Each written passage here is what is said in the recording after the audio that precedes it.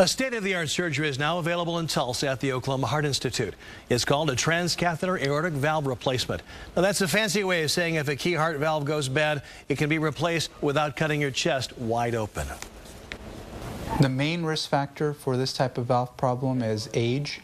We don't fully understand why some patients develop this valve problem and some don't. But the prevalence increases with increasing age. Aortic stenosis that's untreated and symptomatic increases the risk of death.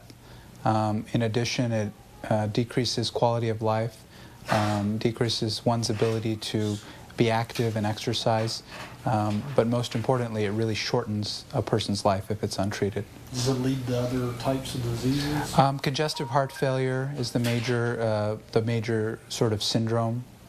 Congestive heart failure, shortness of breath, dyspnea, and then dying prematurely. The normal way that aortic stenosis is treated is by surgery, where a heart surgeon cuts the chest open and removes the diseased valve and sews in a man-made valve. This procedure is designed to be totally minimally invasive in that we don't do any cutting open of the chest or exposing the heart. It's all done through the groin.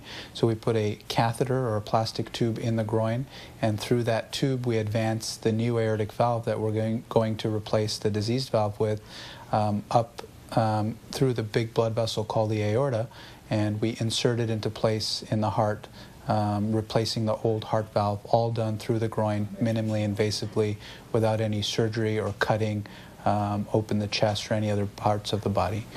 So how do you get the valve out and That's a good question. replaced? So we actually don't remove the old valve the way the surgeons typically have done this procedure. Instead, we crush the old valve off to the side with the new valve, which comes mounted on a stainless steel frame, so that this new valve basically displaces the old valve off to the side and takes its place. I have COPD, and my lungs are not good, so open heart, he didn't know whether I could make it or not.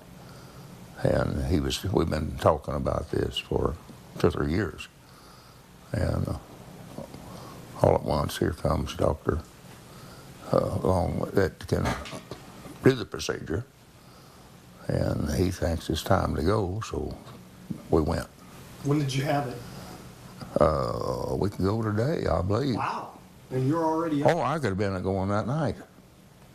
I mean, if they'd let me up, I was walking up and down the hall. I think maybe the same day or the next day. Did that surprise you? Well, yes, no pain. I haven't had any pain from it. The only pain I've had has been a knee that I bumped, or I said the arthur was in it, you know, arthritis maybe, but it's unbelievable.